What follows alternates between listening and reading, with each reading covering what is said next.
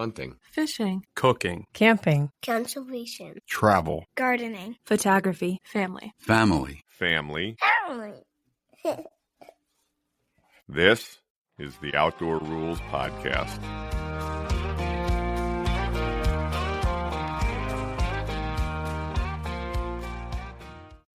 Hi, everybody, and welcome to another episode of the Outdoor Rules Podcast. Very special guest again today. Uncle Sim's here. Say hi, Simo. Hello, hello. Poppy's here. Hi, world. And Mark's with us. Hello. We are in the Outdoor Rules East Studio. If you've been paying attention, we'll be doing, I'm not sure exactly what order we'll put these out in, but a series of podcasts from here. And Uncle Sim's been kind enough to make the trip in from Western PA, so we appreciate that, Simo. Yeah, you're welcome. Can I say one thing? Sure. I want to think maybe with our millions of customers or listeners, Our dozens of listeners. they may be curious. We all call him Uncle Sim. Just to clarify things, Sim is my uncle, and he's Michael and Mark's great uncle. Right. Right. Yep. How old are you, Simo? Old enough to know better. But not old enough not to get talked into doing this podcast. That's true. 94. You haven't got it all figured out yet. Not yet. I'm working on it, but it's a tough project. Yeah. 94, that's pretty darn good. So I really wanted to do this podcast for a couple of reasons. And I want to talk about Milton S. Hershey and the Hershey Chocolate Company. And what I didn't know when I told your daughter Karen, we always have to be specific because my mom's name is actually Karen too. Yeah. But when I told your daughter I wanted to do this, she said, "Oh, they're doing a movie about Hershey." And I looked it up, there's a major motion picture coming out this summer. Oh, yeah? Like for theatrical release about Milton I Hershey wasn't aware of that. and his wife. Yeah. Yeah. So, and which doesn't surprise me, because the reason that I wanted to talk about this a little bit is that it really is a fascinating story. I mean, it's a piece of local history here, but it really is a piece of American history, and really kind of an endlessly fascinating story, and I think an interesting tale just about business and philanthropy as well. So, but I really wanted to wait until we had the opportunity to have you on here, Sim, just because there are some connections that go way back, and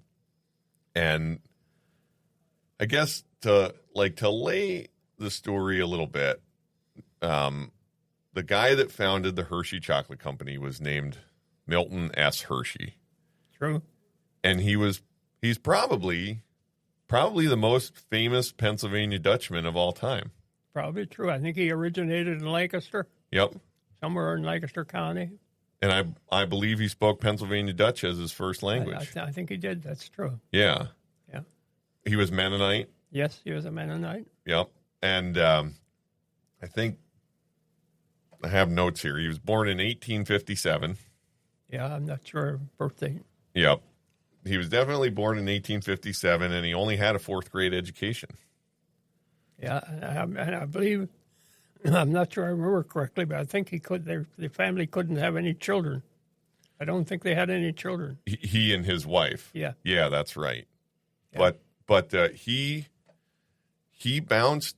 He was kind of a serial, I think what we'd call now a serial entrepreneur. He bounced all over the place. He moved. I know that he opened businesses in Chicago and in New Orleans and in New York City, and they pretty much all failed. And at 26, he was broke. So he didn't come from much. He came from just a normal middle-class family, and then had a whole bunch of failed businesses early on in his career, and ended up, late 20s with nothing. And I think the story goes that what his big discovery, the thing that really turned things around for him, was actually in the caramel making. business. He figured out how to incorporate fresh milk into making caramels, and that was a huge commercial success. And he had a company that did just that.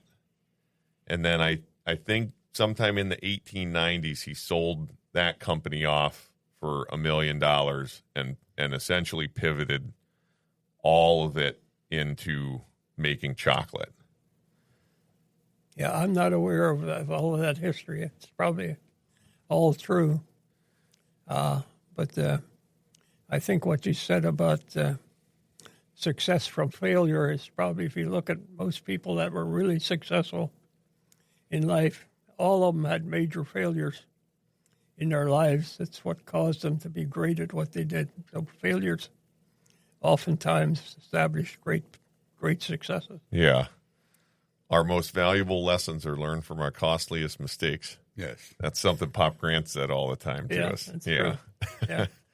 So when he pivots to chocolate, what he essentially does is he figures out how to mass produce chocolate in a way that hadn't happened before, that kind of allows chocolate to go from a real luxury item to an everyday thing. And that's what the empire is really ultimately built on, is, obviously on chocolate. But part of the reason that I wanted to talk to you about this, Sim, is that the farm you grew up on, one of the things you did was milk cows, right? True. And we milked cows, and we sold our milk to Hershey Chocolate Company. And I think you were saying earlier, and this surprised me a little bit, you said that your mother did a lot of the milking. She generally milked out of 10 cows. She usually milked 5 or 6 of them, and my brothers and sisters usually had to milk the rest. So my father, I don't remember him milking cows other than an emergency. But my mother and brothers and sisters had to do most of the milking. Luckily, because I had a birth injury with my arm, that I couldn't turn my arm out, my hands to the outside, I couldn't milk a cow. So I took a lot of abuse because I got out of milking cows. You talk to my brother Dick, he still remembers it badly that he had to milk and I didn't. I think I probably did a job of rubbing it in a bit at the same time. You couldn't walk away without irritating him a little bit. But we usually milk 10 cows every day, morning and night. And if you looked at the stories we told about the threshing and the other work that we had to do, you had to get your milking done before you got into the major projects of the day. And when you got finished threshing or doing whatever work you were doing in the fields, you had to come back and milk cows at night. Sometimes it was 9, 10 o'clock at night before you got to start milking. Both ends of the day. Yeah. So at the end of the day, when you were really tired, you ended up having to milk the cows. Yeah. Yeah. So that was a major work. And that was one of your main sources of income. So you got a milk check every 2 weeks. It's just like somebody working in a plant or a factory or a school teacher or something where you get a regular paycheck. The only regular paycheck you got was for the milk you sold. So when you sold milk, you had to satisfy the Hershey Company's requirements to be able to sell milk. So to sell milk to them, you always feared their milk inspector. Hershey at the drop of a hat or without warning would come in and inspect your barn and inspect your milk processing, make sure that you cooled the milk properly, that you strained it properly. You had to strain your milk through a gauze strainer, and you had to make sure it got cooled before you took it out to the milk stand for the milk truck to pick it up. So you always feared a milk inspector, and the milk inspectors took that advantage to force you to maintain a clean environment. Like in your stables, you had to be sure you had good fresh bedding in there, that you had your manure in the back cleaned up behind the cows if you had a row of 10 cows. And you had to make sure they were finely bedded, that there wasn't any manure marks on the cows, that the udders were clean, that you had to wash the udders every time you milked with warm, soapy water. So an inspector could come in anytime in the morning, day, and night and inspect your place. And if you didn't pass the inspection, you had to threaten that if it didn't clean whatever items they issued, if you didn't get it solved in a day or two, he'd come back again on another surprise visit in a couple of days and check and see if you solved the problem. If you didn't solve the problem, they shut your milk off. They wouldn't take your milk. So you always were very concerned about a milk inspector checking you out. Like you had to whitewash the whole cow stable. You had to make sure your milk house was clean every day. You had to wash down the milk house. You had to make sure your strainers and your milk, everything you transported milk in, were cleaned with hot water. So there was a lot of processes you had to do, and when you were busy farming, sometimes it was easy to not get them all done. So you always feared a milk inspector coming, and it was so our milk was delivered every morning we'd have to deliver it to a milk stand, which was down on the road below our farm, which is like a half a mile to drive. So you had to have the milk cooled in the morning, and you had to cool the milk from the night before. So you took the milk out every morning, so you got the evenings and morning's milk. And the morning's milk had to be cooled. You couldn't put it just out after you milked it. You had to strain it and put it in a tank and cool it. And we had to hand pump water out of the well to do the cooling because you didn't have any refrigeration. So it was a major project to get your milk taken care of, properly processed, and cooled before you took it to the milk stand for the Hershey's milk truck to pick it up. So that was mostly our dealings that we had with Hershey, was basically supplying milk, supplying clean. And you had to be sure that your milk was, that you didn't have cows that had mastitis or some other diseases of the udder or something that where you supplied them bad milk. So it was a constant effort to make sure that you satisfied her. Otherwise, you lost your biweekly milk check. Yeah, and I think that this is really part of what I wanted to talk about is that as we've mentioned before, we live here in Lebanon County. Hershey's in Dauphin County, but only as the crow flies. I thought it was still in Lebanon County. Maybe Dauphin. I'm not sure. It's in Dauphin. Maybe 10 miles, I'm guessing. Yeah. So 10, 12 miles from the farm you grew up on, right? Yeah. And then Lancaster County, too. And, when I tell people about where I'm from in Pennsylvania, I often say I'm from the dairy farming part of Pennsylvania. Yeah. This is real. There's dairy farms all over the state, but there's a huge concentration of dairy farms here in Lancaster, Lebanon, Dauphin County, this area.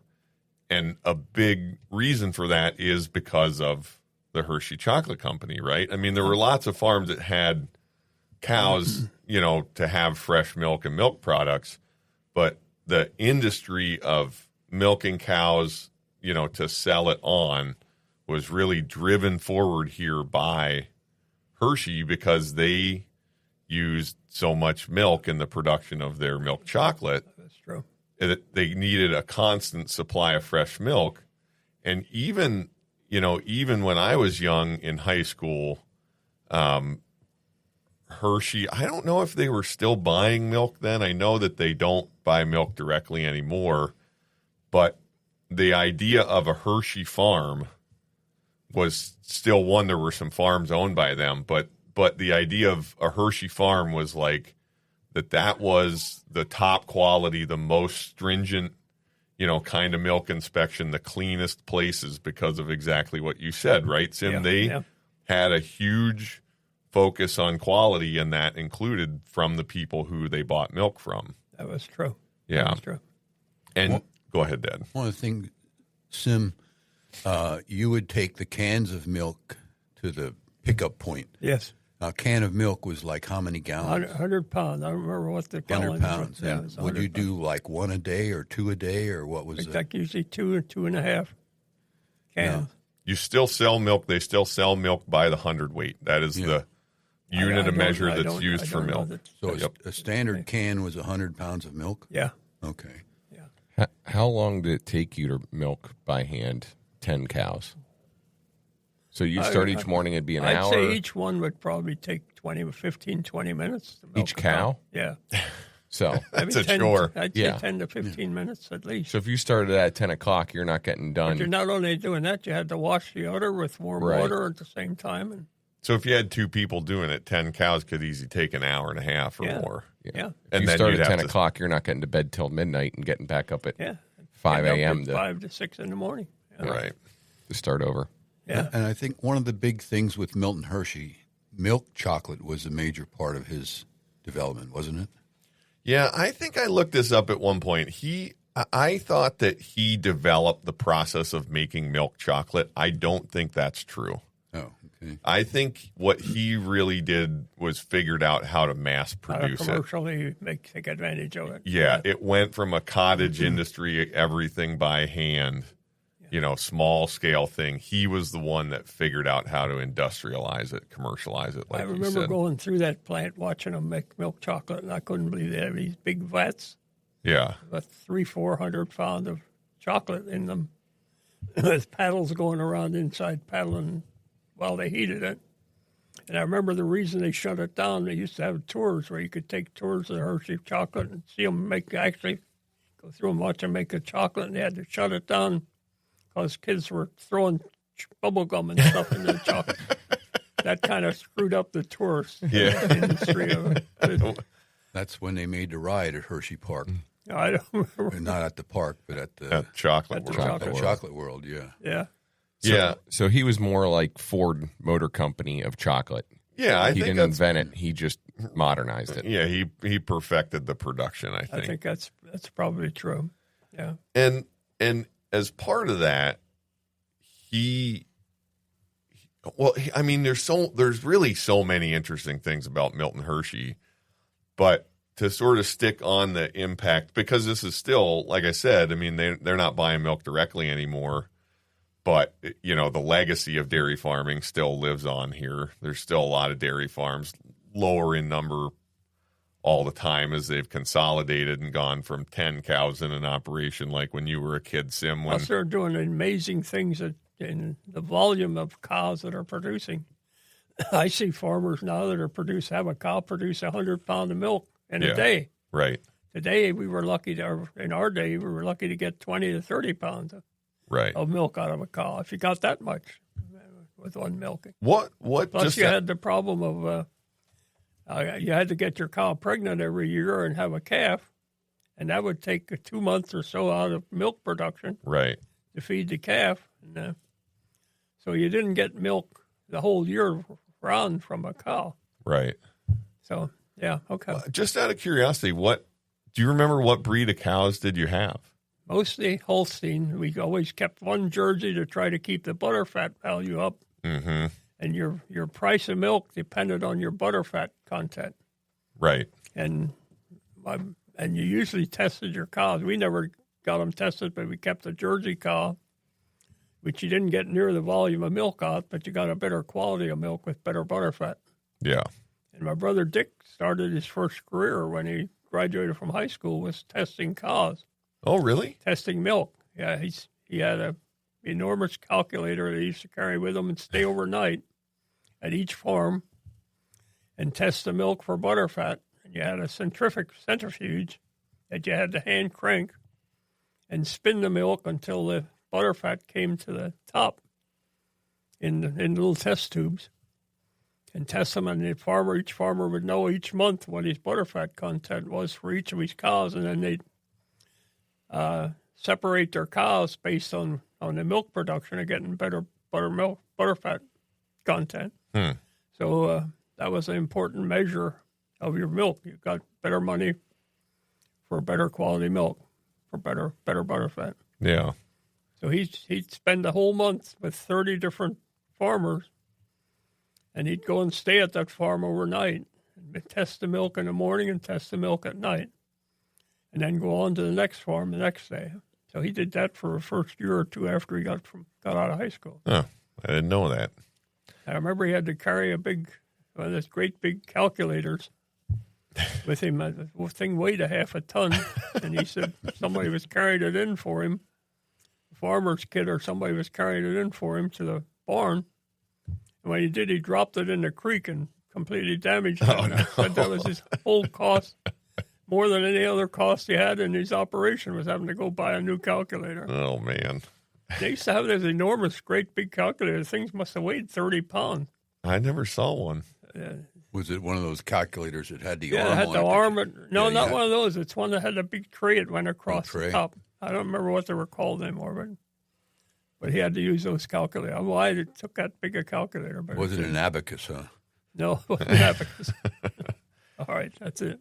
I think to follow kind of the milk, I this past year, I went with a friend. I went to see a train layout that was based on Lebanon and the Cornwall Railroad and things. And after that, he said, "Hey, I have a book about the trolley system in Lebanon County. Would I be interested to see it?" I said, "Sure." And getting into it, had found out that actually Milton Hershey built part of the trolley system in Lebanon. Yeah, And the reason that he did that, you said that they picked up the milk and they took it to Harrisburg Dairies in Lebanon. yeah, And that was between 9th and 10th Street. yes, And right that by the was- railroad track. Yeah, That was a dairy that Milton Hershey put in to get milk to his factory. He put the trolley in from Lebanon, and I think it went up. It came out, basically followed Route 322 to Campbelltown and eventually into Hershey. And he put that whole trolley system in to get more milk to the plant and also to get labor to the plant. I never knew that. I remember the last day of high school every year when we were kids. We would always go to Hershey Park, and we'd have school in the morning and go to Hershey Park in the afternoon. And we would hitchhike to Campbelltown and get the trolley from there to Hershey. Okay. And ride the trolley and then ride the trolley back again to Campbelltown and hitchhike home in the evening. And why did they build a park? Why was the park built at Hershey? I have no idea. That was for the Hershey Park.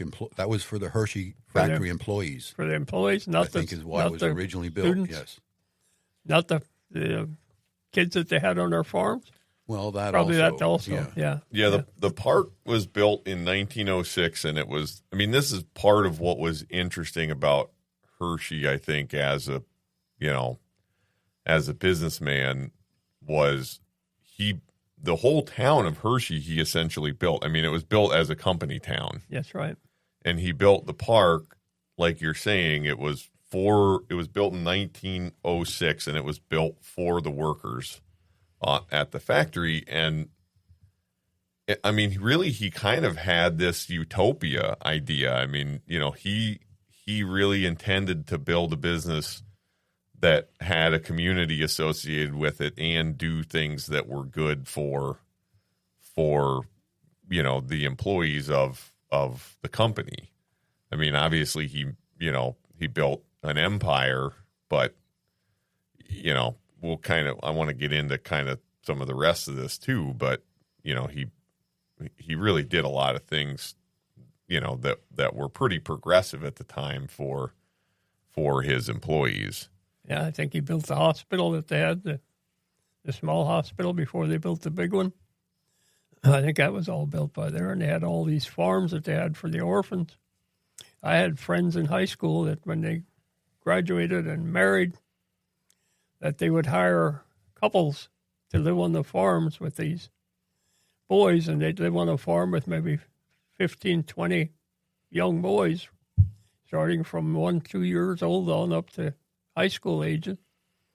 And they'd have two husband and wives, two families, live on that farm caring for those kids. And I remember a couple of people married and went to work at the Hershey farms, living on those farms and raising those kids and helping to run the farms. So Yeah. so they even employed a lot of us farm kids doing that. And they still do that. Right. And so I wanted to get into that because this, I think, is really the most interesting part of the story, or what really sets Hershey apart from a lot of people, is that he married, I believe her name was Catherine, and they called her Kitty. I don't know. I don't remember the names. In 1898, he marries Kitty, and she is more of a socialite. She is a little more higher society than he grew up, and he kind of, probably, whatever you want to call it, probably broadens his worldview a little bit. And she didn't live real long. I think I think that's true. I think she died in 1915. They had only been married 17 years. And I've heard the story as you told it too, Sim, that either they wanted children and couldn't have them, or there was... Yeah, I'm not sure the details, but I don't think they had any children. They definitely didn't have kids. And what ends up happening is they decide to open a school for orphaned children. Originally, it was a school for orphan boys. Boys, yeah. And I think in something like 1908 or 1909, they open the school, and then after they have it open and Kitty eventually passes away, what Milton Hershey ends up deciding to do is to create a trust, which is essentially this philanthropic move that establishes the school as the main beneficiary of the Hershey Foods fortune, the empire that he has built. And it's interesting because it is still like that today. The trust, which operates the school, is still the controlling interest in the Hershey Foods Corporation. I think that's still true. I'm not close to Hershey anymore, but from what I still remember, that was true. Yeah. And so it's one of, I had always heard when I was in school that it was the wealthiest private school in the world. It's still, I know that it's one of the largest educational endowments. It's worth tens of billions of dollars. Yeah. And it's still the case that the main beneficiary of all that money is the Hershey School, which has expanded from, boys to all kids. And I think currently has over 2,000 students there. I have no idea anymore how many are there, but I remember it used to be all boys. And not only did they do the school, after the students graduated from that high school, they had the opportunity to either go to college and get their college paid, or to a technical school for plumbers or any other typical crafts people. So they helped them not only through high school, they helped them after they were through high school. Yeah. So I think that's still true, but I don't know the details anymore. Yeah, and you were talking about, Sim, about young farm couples going and working on Hershey farms and raising kids, and it's still kind of it's a residential school, so it's still, they take care of everything. And as you drive into Hershey, from which side is this, Dad? We're on the east side. From the east side, right? Driving west into Hershey. It's still, what you encounter as you get into town is the school, and it's. I would only be guessing at how big it is, but it's hundreds. It's big. It's hundreds of acres, and a lot of it's still rolling farmland. I know that, like, when I was in FFA in high school, they have an FFA chapter there, and they have everything. Yeah. They had all, they have all the nicest equipment, like the farm or the school itself, has like still that sort of agricultural education component to it. Pretty amazing. It's truly amazing, yeah. And,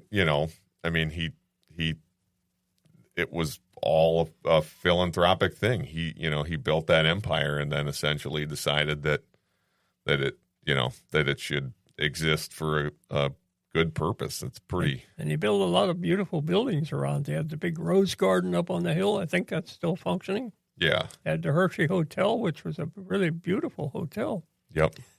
And What else? They had something else, a golf course? Yeah, and like the Hershey Gardens, you were saying. Hershey We went up and visited Hershey Gardens with Kate at Thanksgiving. But I did, I guess I wanted to talk a little bit about that. Is Hershey Park, we mentioned, originally built for the workers, but then I don't know, somewhere around the 20s, I think maybe the late teens or 20s, they converted it to what they called a trolley park. Do you know anything about? No, I don't know anything about that park.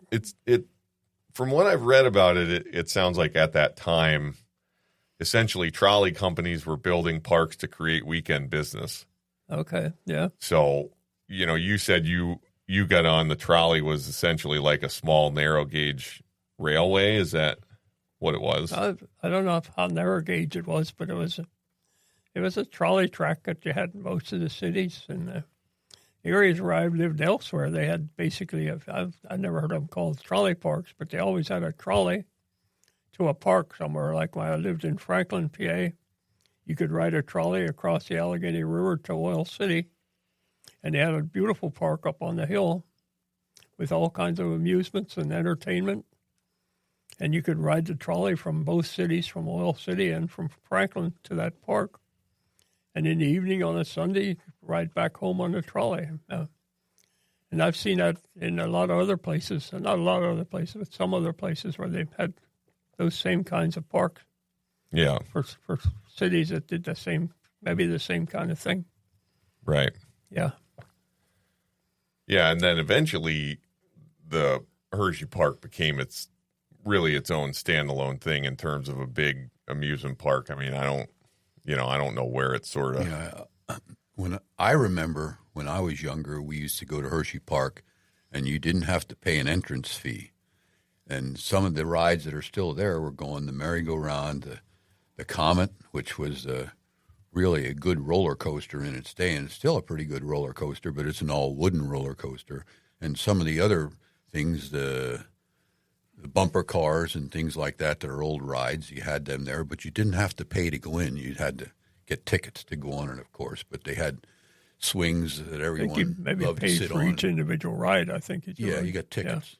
They had those. Do you recall those swings that were you could sit in either side of it and it would go back and forth and squeal? Yeah. You know what I mean? But everybody loved to sit in them. But and we would have.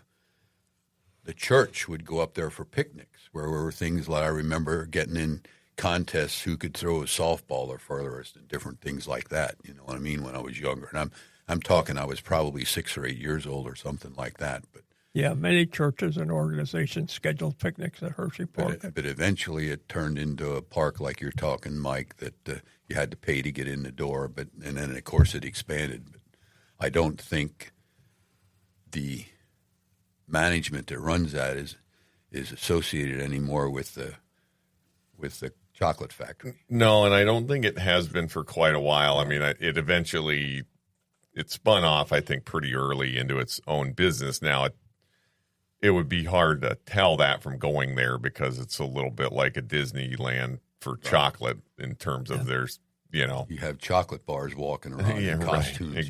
Exactly. But there is still some really cool free stuff there. You can go into Chocolate World and ride the ride and see how they make the chocolate. That's kind of separate from the park. Hershey also established an AHL hockey team there. Oh yeah, in the 30s. I didn't realize it was this early, but they're the longest continuous AHL team in the league. Really? And he was involved. I thought it would have been after him, but he brought ice hockey to Hershey, Pennsylvania. Oh, really? Mm-hmm. They built the Ice Palace, they called it at the time.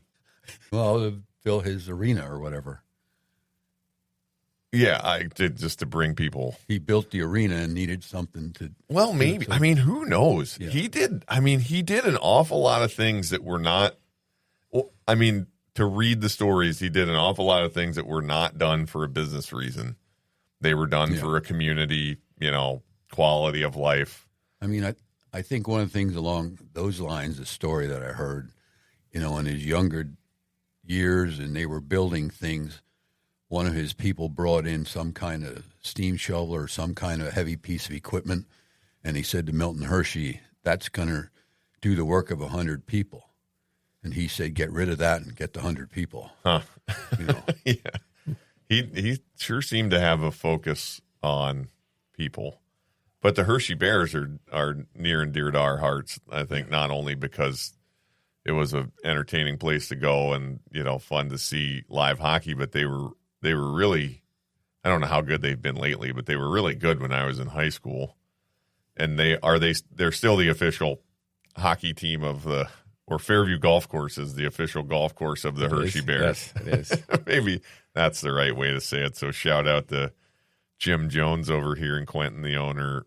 But I have a funny story about that, which was I was really into hockey in high school, and there were a couple years there where the Colorado Avalanche were really good, and Hershey became a farm team for the Avalanche, and they won a Stanley Cup in there, and they had a really famous goaltender named Patrick Waugh, spelled R-O-Y, Waugh.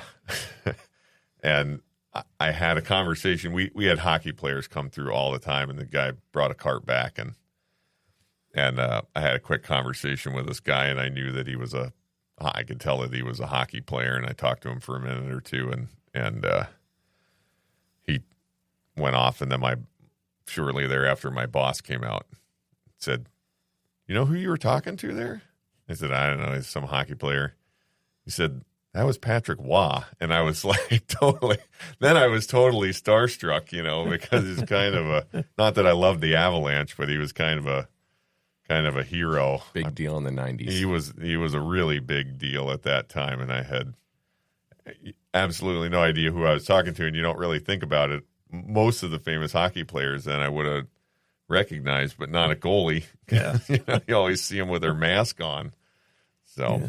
Well, and the Bears, Mark, you probably know better than me. Was it last year or 2 years ago that they won the Calder Cup, which is the best team in the AHL? Yeah, they won it 2 years ago. They go through spells where, they're still very relevant.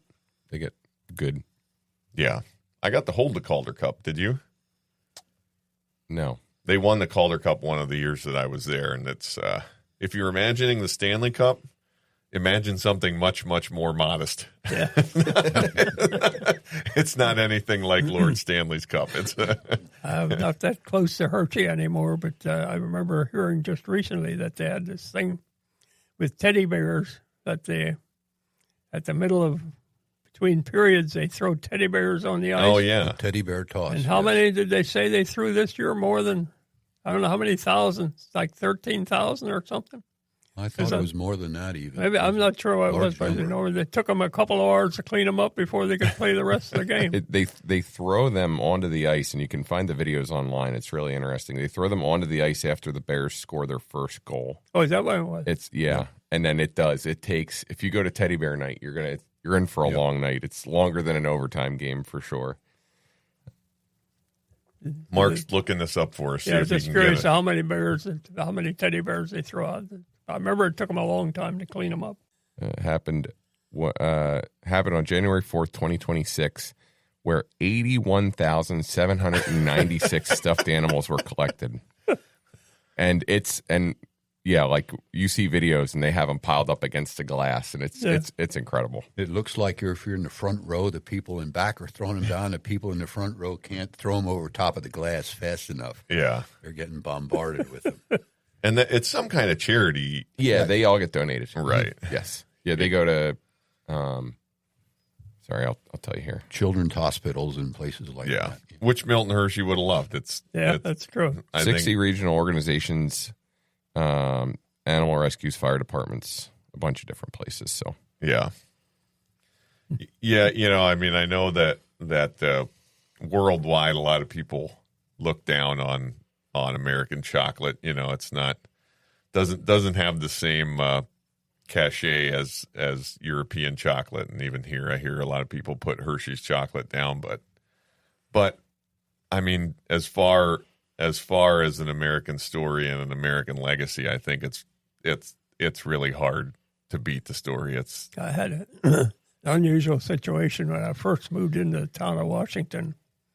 there was a Hungarian had a candy store there, and he made all kinds of chocolate and built these big chocolate models of animals and donated them all to children's hospitals and hospitals in town.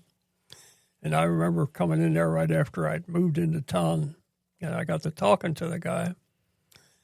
And I said, I understand your chocolate doesn't quite compare to Hershey's chocolate. And his whole head lit up. And I did it just to aggravate him a little bit. And he kept hounding me about how terrible Hershey chocolate is, and he walked me all the way to my car, which is a half a block away, still criticizing Hershey. I couldn't believe the effect that it had on that guy. Yeah.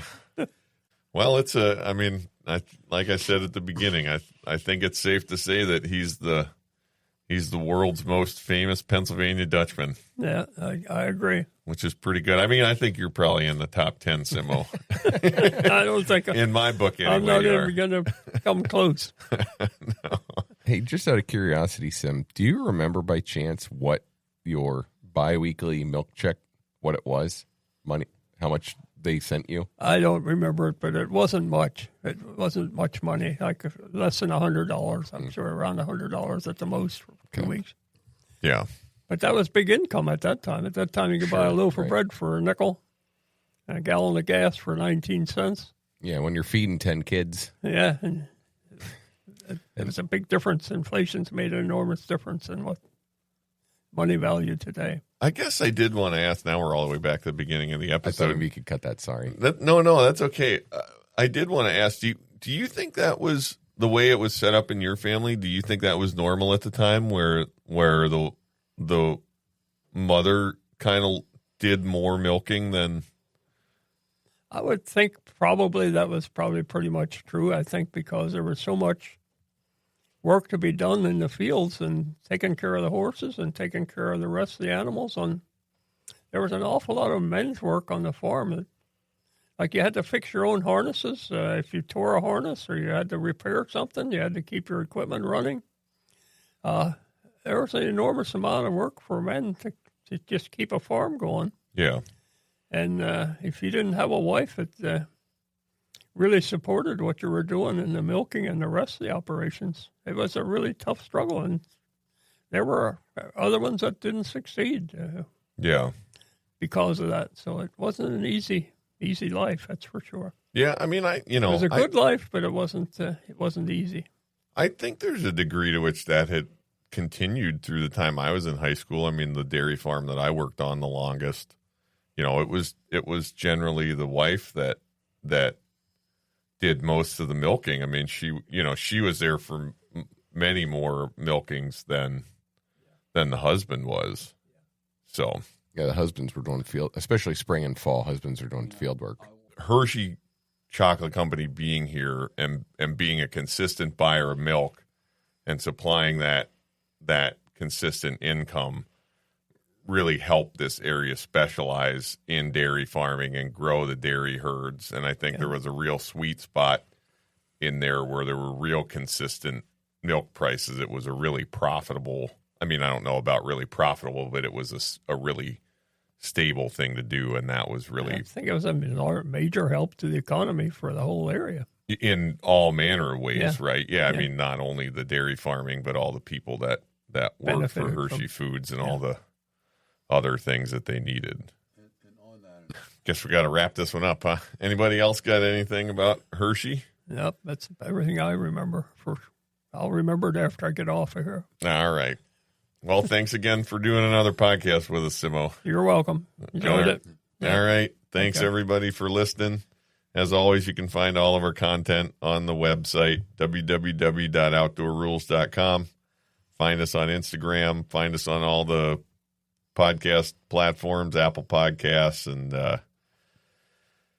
Spotify. And we're getting these things up on YouTube now, too. And we'd also love to say thanks to our official turkey call partner over at Mountain Hollow Game Calls. Thanks, guys. Thanks again, everybody. You're welcome.